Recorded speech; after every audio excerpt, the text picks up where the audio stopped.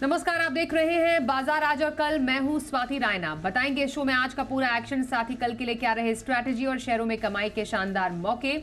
आप भी पूछ सकते हैं हमसे सवाल। हमारा फोन नंबर नोट कर लीजिए 0222300164 या फिर आप हमें 0222300165 पर कर सकते हैं कॉल।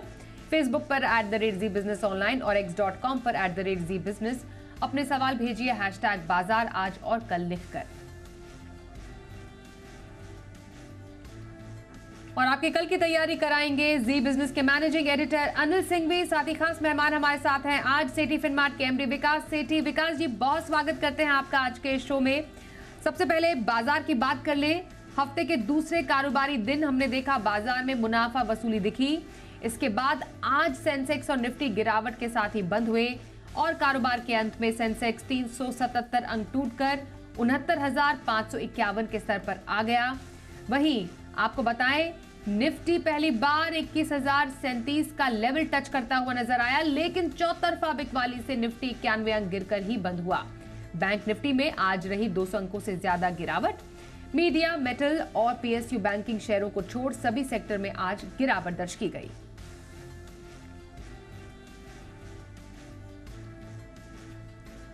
और एडिटर स्टेक में जी बिजनेस के मैनेजिंग एडिटर अनिल सिंघवी से समझते हैं कि आखिरकार बाजार क्यों हुए आज मुनाफा वसूली के शिकार। वैसे तो भारतीय बाजार में आज का दिन फिर से ऐतिहासिक रहा। जी हाँ, 21,037 ये है वो नया लाइफ हाई जो निफ्टी ने आज छुआ है। हालांकि सेंसेक्स और बैंक निफ्टी नया लाइफ हाई बनाने से थोड़ा सा चूक गए, नज़दीक जरूर पहुंचे थे। बैंक निफ्टी पहुंचा 47,450 के आसपास और सेंसेक्स भी एक बार 70,000 के पार निकला जरूर, लेकिन मिड सेशन के बाद और स्पेशली सेकंड हाफ में थोड़ी प्रॉफिट बुकिंग ऊपरी स्तरों से आती हुई दिखी और 21,000 के नीचे फिसले भी बाजार और उसके बाद थोड़ा 20,850 के करीब पहुंचे। फाइनली बंद होते होते 90 पॉइंट नीचे 20,900 के करीब हल्की फुल्की मुनाफा वसूली। बैंक निफ्टी का जहाँ तक सवाल है 47,100 के आसपास हल्के फुल्के नुकसान के साथ बैंक निफ्टी भी बंद होता हुआ दिखा। मिड कैप और स्मॉल कैप शेयरों में बड़ा इंटरेस्टिंग एक्शन दिखा। सुबह तो ब्रॉडर मार्केट में अच्छी खासी बढ़िया दमदार मजबूती थी, लेकिन दिग्गजों का मूड माहौल देखकर थोड़ी प्रॉफिट बुकिंग वहाँ भी आती दिखी। मिड कैप इंडेक्स हल्के लाल निशान में बंद हुआ तो स्मॉल कैप इंडेक्स में भी एकदम ऊपरी स्तर से प्रॉफिट बुकिंग और फ्लैट क्लोजिंग होती दिखे। बढ़ने वाले शेयरों की संख्या सुबह काफ़ी बेहतर थी, शाम होते होते थोड़ी मार्केट ब्रेथ कमज़ोर होती हुई दिखी। बाजार एकदम परफेक्ट है, लाइफ हाई के आसपास है। 21,000 के बड़े लेवल के आसपास निफ्टी वक्त बिताता हुआ दिख रहा है।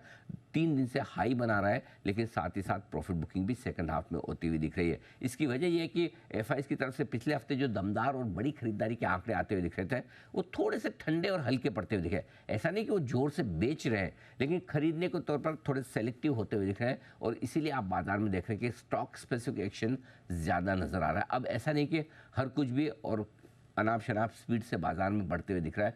मूड माहौल चुस्त दुरुस्त है, हर सपोर्ट लेवल पर खरीदारी हो रही है, लेकिन प्रॉफिट बुकिंग भी लगातार होती हुई दिख रही है। तो एक अच्छी दौड़ लगाने के बाद बाजार कुछ नए और बड़े ट्रिगर की तलाश में है जो शायद अगले 1-2 दिनों में मिलेंगे और ग्लोबल मार्केट से। तो ओवरऑल वैसे देखा जाए तो बाजार में अच्छी तेजी के साथ रिकॉर्ड भी बना है और उसके बाद हल्की फुल्की प्रॉफिट बुकिंग भी।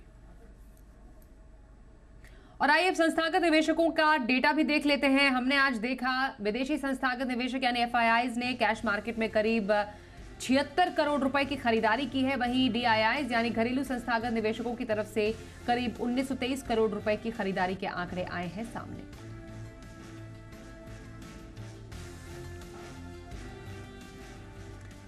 आइए अब सेठी फिनमार्ट के एमडी विकास सेठी हमारे साथ है। विकास जी, कई दिनों की तेजी के बाद बाजार में आज मुनाफा वसूली, अब ऐसे लेवल्स पर क्या करना चाहिए? देखिए स्वाति, नथिंग टू कंप्लेन। हमने एक बहुत ही धुआंधार तेजी देखी पिछले कुछ दिनों में, खास करके जो स्टेट इलेक्शंस के नतीजे आए उसके बाद एक नॉन स्टॉप तेजी देखी और हम आज भी सुबह लाइफ टाइम हाई पे जाके फिर वहां से थोड़ी बहुत प्रॉफिट बुकिंग हुई है।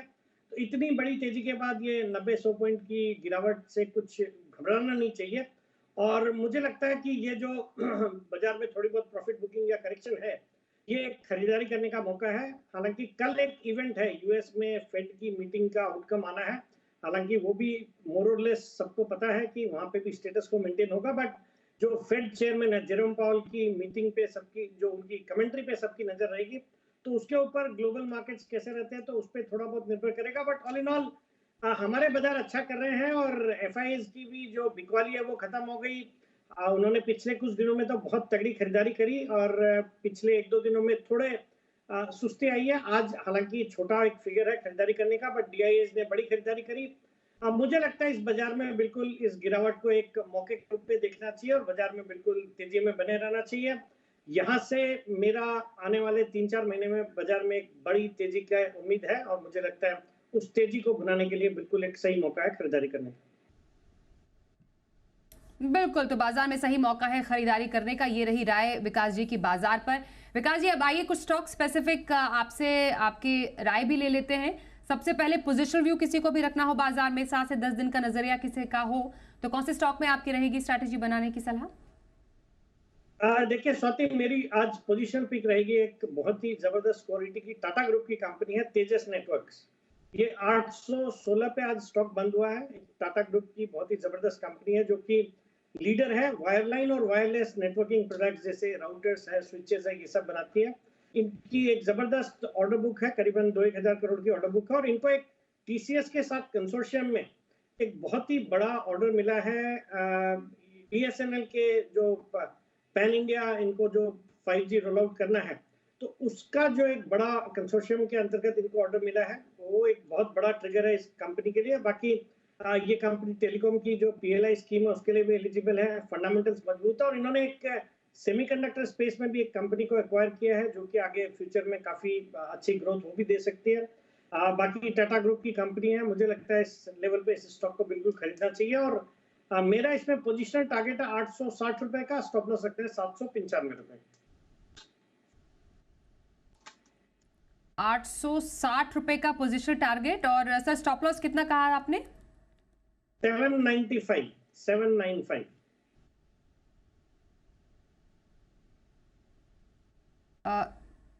ओके, 795 स्टॉप लॉस के साथ तेजस नेटवर्क में पोजीशनल खरीदारी की राय आई है विकास जी की तरफ से। विकास जी, अब लॉन्ग टर्म की खरीदारी की तरफ बढ़ते हैं और जानना चाहेंगे आपका लंबी अवधि का पसंदीदा स्टॉक कौन सा है?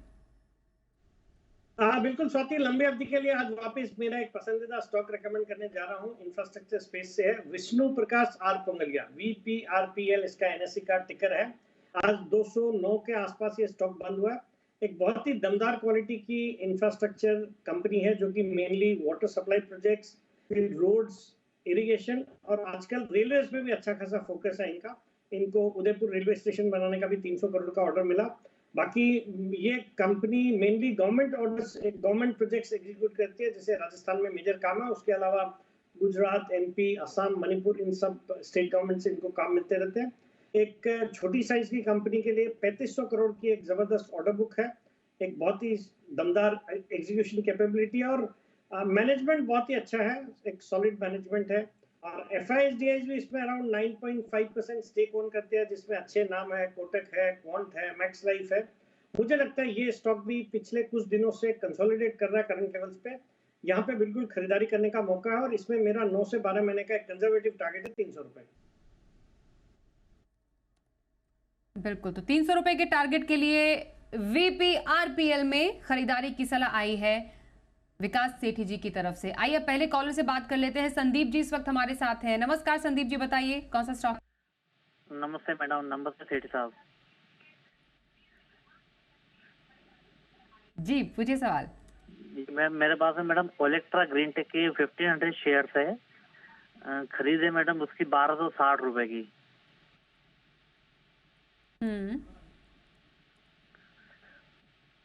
और मैडम लॉन्ग पीरियड जब तक राहुल गांधी प्रधानमंत्री नहीं बन तक तो आराम से रख सकता हूँ मैं।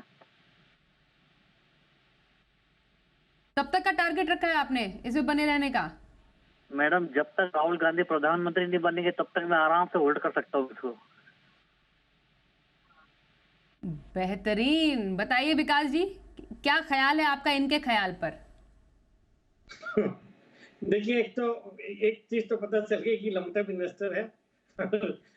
ओलेक्ट्रा ग्रीन टेक एक अच्छी क्वालिटी की कंपनी है, EV फोकस्ड कंपनी है ये।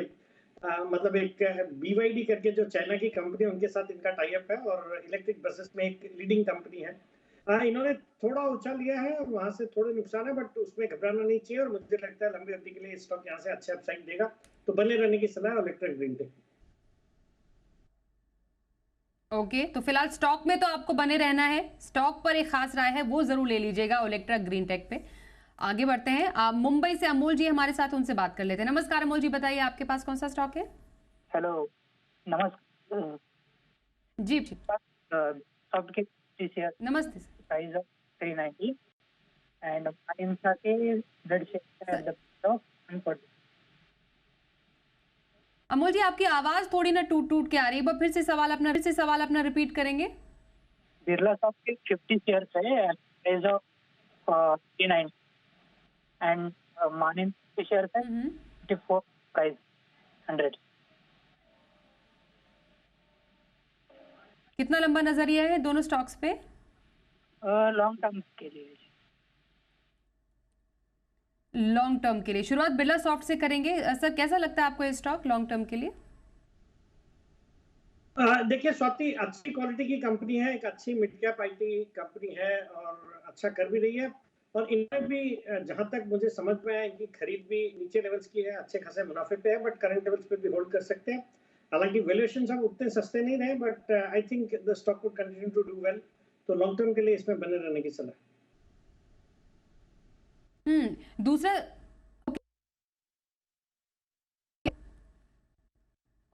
एक क्विक व्यू। एक्चुअली दूसरा हम स्टॉक उनका सुन नहीं पाए थे अमोल जी, माफ कीजिएगा, थोड़ा सा लाइन में डिस्टर्बेंस आ रही थी।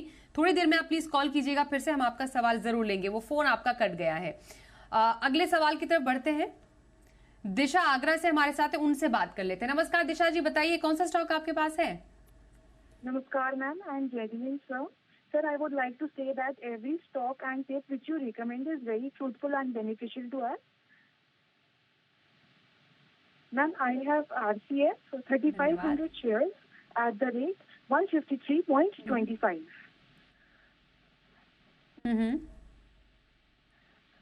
Ma'am, 6 to 12 months हम होल्ड कर सकते हैं। आरसीएफ 153 रुपए 25 पैसे की खरीद 6 से 12 महीने के लिए। सर, क्या रहेगी राय? पहले तो दिशा जी, जय जिनेंद्र, आपको शायद लास्ट वीक भी आप भी थी, मुझे याद आता है। और जहां तक आरसीएफ का सवाल है, एक बेहतरीन क्वालिटी की फर्टिलाइजर कंपनी को आपने पिक किया है और एक अच्छे लेवल्स पे लिया। आज ये स्टॉक अच्छा किया भी है और पूरा सेक्टर ही अच्छा कर रहा था। और आमतौर पे ऐसा देखा गया या माना गया है कि यहाँ से लेके बजट तक, या चूंकि इलेक्शन ईयर है next year, fertiliser stocks would do well from here. तो बिल्कुल इसमें बने रहने की सलाह रहेगी। मुझे लगता है यहाँ से और अच्छे अपसाइड आने वाले दिनों में देखने को मिलेगा।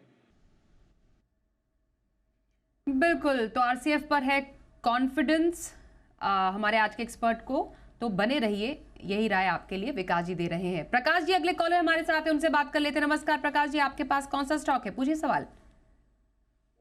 मेरा नाम सत्य प्रकाश है, स्काइपर लिमिटेड है मेरे पास। फिर सवाल फिर से रिपीट कीजिए। हाँ सर, स्काइपर लिमिटेड शेयर है। स्काइपर क्वांटिटी 80 है, एवरेज है 182.56 पे। और एक शेयर और मैडम, उत्कर्ष स्मॉल फाइनेंस बैंक, 200 क्वांटिटी है 49 रुपीज पे। क्या करना चाहिए? नजरिया कितना लंबा है आपका इन दोनों स्टॉक्स पर? दोनों ही स्टॉक पे लॉन्ग टर्म नजरिया है। स्काइपर लिमिटेड भी लॉन्ग टर्म है, 80 क्वांटिटी 182 पे। उत्कर्ष स्मॉल फाइनेंस बैंक 200 क्वांटिटी 49 पे। दोनों लॉन्ग टर्म है। मैं 5-10 साल के लिए छोड़ सकता हूं। उत्कर्ष स्मॉल फाइनेंस बैंक पर सवाल है ना आपका? उत्कर्ष स्मॉल फाइनेंस बैंक बोला आपने शायद ना? ओके, स्काइपर लिमिटेड और उत्कर्ष स्मॉल फाइनेंस बैंक। सर, क्या रहेगी राय? देखिए, पहले मैं उत्कर्ष को कवर करना चाहूंगा बिकॉज ये मेरा एक पसंदीदा स्मॉल फाइनेंस बैंक है, जिसको कई बार मैंने चैनल पे रिकमेंड किया है। इन्होंने 49 के लेवल्स पे लिया, अभी 52 पे ट्रेड कर रहा है, तो थोड़ा बहुत तो इनको मुनाफा, बट बिल्कुल लॉन्ग टर्म के लिए स्टॉक अच्छा लगता है। बहुत ही अच्छी क्वालिटी की स्मॉल फाइनेंस बैंक है, जो कि मेनली बिहार और यूपी में काफी डोमिनेंट है। और वहाँ पे जो अनऑर्गेनाइज सेक्टर के साथ जो कंपटीशन है, तो उसका एक बड़ा फायदा इस कंपनी को होगा। मुझे लगता है ये स्टॉक, और बहुत ही सॉलिड मैनेजमेंट है। X ICICI bank, Kotak bank और एचडीएफसी बैंक के सीनियर लेवल के मैनेजर्स ने इस बैंक को चालू किया। मुझे लगता है उत्कर्ष फाइनेंस स्मॉल फाइनेंस बैंक में बिल्कुल लंबे अवधि के लिए बने रहना चाहिए। बाकी जहां तक स्कीपर या स्काइपर का सवाल है, इन्होंने बहुत अच्छे लेवल्स पे लिया, अच्छे खासे मुनाफे पे बैठे हैं। एक इंजीनियरिंग कंपनी है और इंजीनियरिंग स्टॉक्स अच्छा कर रहे हैं, जिस तरह से केपेक्स हो रहा है भारत में, मुझे लगता है ये स्टॉक भी लंबी अवधि में यहाँ से अच्छे अपसाइड दे सकता है, तो होल्ड करने की सलाह रहेगी इस गैप पर भी। जी, तो रही आपके दोनों स्टॉक्स पर राय विकास जी की तरफ से। अगले कॉलर विशाल जी, उनसे जानते हैं सवाल। नमस्कार, बताइए क्या सवाल है आपका। हेलो विश्वास जी पूछिए सवाल सर।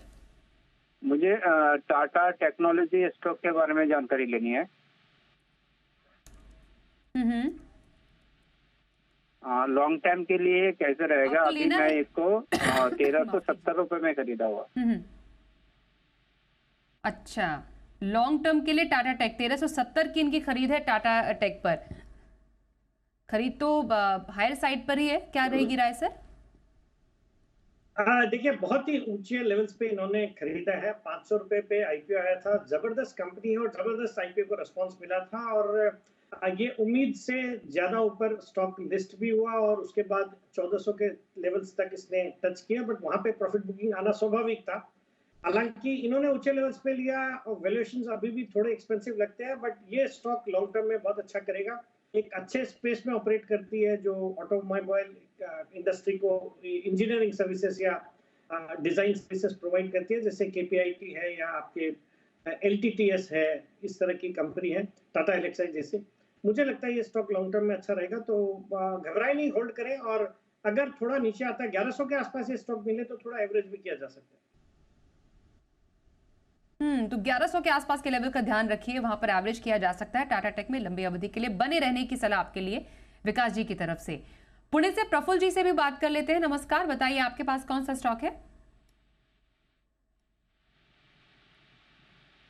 हेलो जी प्रफुल्ल जी, पूछिए सवाल। मेरे पास आइनॉक्स विंड है 248 का बाइंग है एंड टाटा पावर है 255 का बाइंग है, दोनों 100 क्वांटिटी।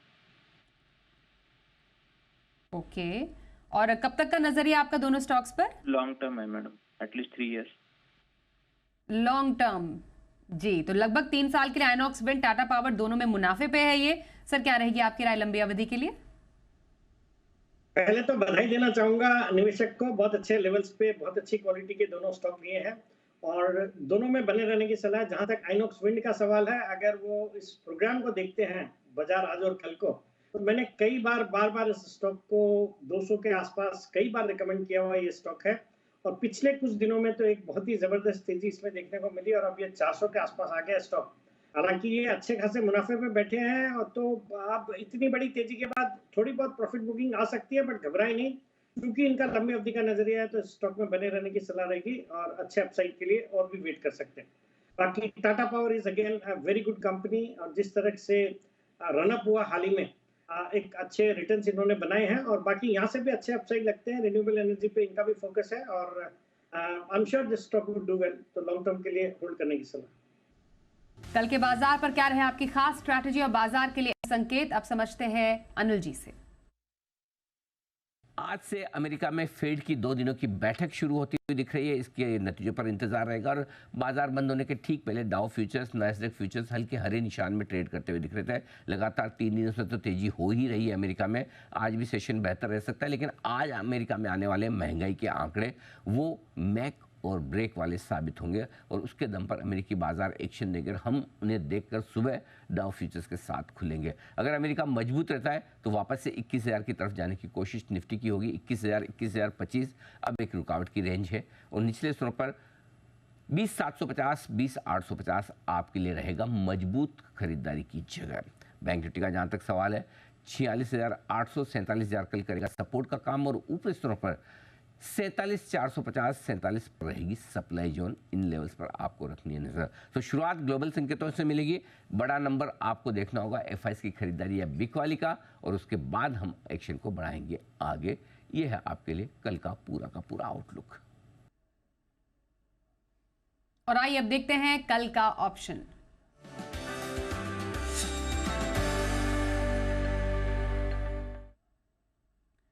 और स्ट्रैटेजी के लिए हमारे साथ है एक्सिस सिक्योरिटीज के राजेश पालवे। राजेश जी, बहुत स्वागत है। कहां पर मौके नजर आ रहे हैं अब आपको कल के बाजार में? Good evening Swati ji. तो देखिए, मार्केट में आज जरूर एक प्रॉफिट टेकिंग देखने को मिली, थोड़ा दबाव जरूर था निफ्टी में, लेकिन लोअर साइड पे वापस बाइंग इंटरेस्ट देखने को मिला 20,850, जो कि एक अच्छा सपोर्ट एरिया है। वहाँ से निफ्टी ने एक वापस पुल बैक भी दिया था लास्ट के हाफ एन आवर में। हमें लगता है कि जिस तरीके से यहाँ पे स्ट्रक्चर बना हुआ है निफ्टी का, यहाँ पे 20,800-850 एक अच्छा सपोर्ट जोन है।